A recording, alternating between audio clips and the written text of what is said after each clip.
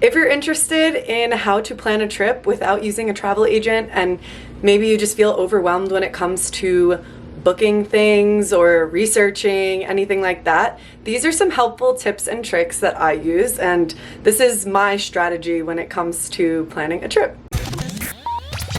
I am going to Charleston, South Carolina tomorrow, which I am very excited about. I'm going with Joe to celebrate our birthdays. We will be there on my 30th birthday, which is on Tuesday. Very, very excited. I feel like we're gonna have the best time ever. I've never been to Charleston, neither has Joe. But anyway, this video is not about Charleston. This video is about how I plan a trip. So,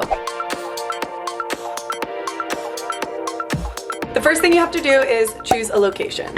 Once you've got your location, the second thing you want to do is book your flights. You definitely want to research the best time of year to travel to said location.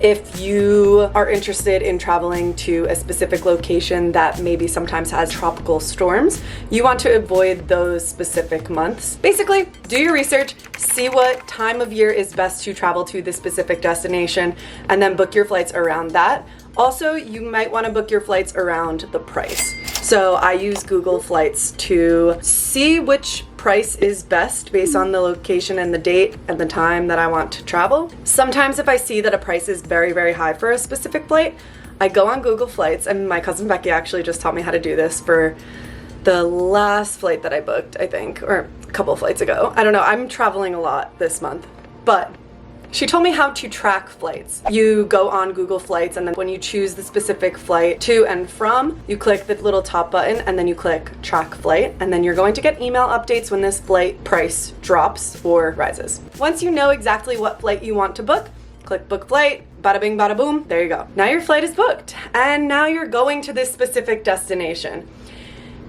I personally do a lot of research. Number 3 is research. The first thing that I do is do a simple Google search and simply look up like best things to do in said location. Once I review the basic best things to do in travel vlogs, blogs, and get a general sense of what there is to do in the specific destination, then I head over to TikTok. TikTok has been very, very helpful when it comes to getting a lot of information in a short amount of time. If you just search things to do in Charleston, for example, I was scrolling, and simultaneously going into Google Maps, not sponsored, but I use Google Maps and Google Docs and Google Sheets all throughout my travel planning process. I go to Google Maps, I find a destination that I want to go to. Let's just say that I want to go to Harvest Moon. I think that is a specific shop that I want to go to in Charleston. So I go to Harvest Moon on Google Maps, and then I favorite that. When I click favorite, I create a new list. So I create a list called Charleston. And then this is a specific list that I am going to add everything that I really, really want to do in Charleston to. So when I am done doing all my research, I come back to the actual map on Google Maps.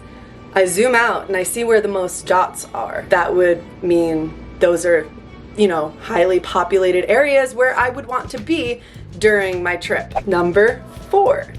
Booking a hotel. Once I see where I really want to be around, I head over to Airbnb or Google Maps. I just search up, hotels in the area, and then I'm doing thorough research based on the prices in the area. I have specific things that I want in hotels and in Airbnbs, but I also like to get a good deal. So let's just say something is not so far away from the specific destination, but it is a lower price. I love to look up the reviews on Airbnb. Make sure you do that, because sometimes something could appear to be really excellent and really great, but then you read a review and they say they didn't have any blankets. So once you book your hotel, you're basically all set. You don't really need to do anything else.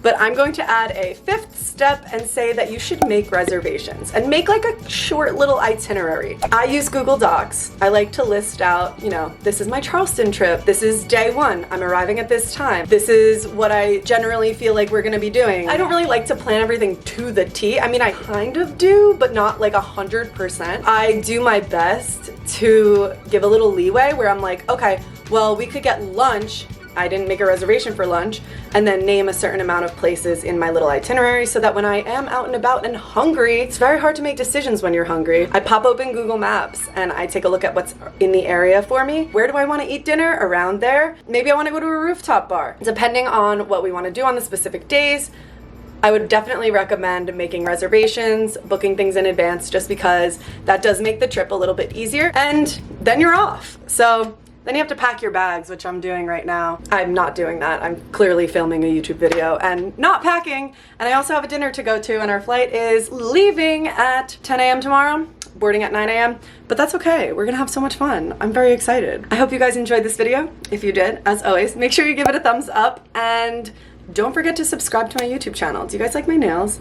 I just got them done. I like never get them done. They gave me a little jewel because it's my 30th birthday on Tuesday. Thanks for watching, guys. Bye! I love making YouTube videos.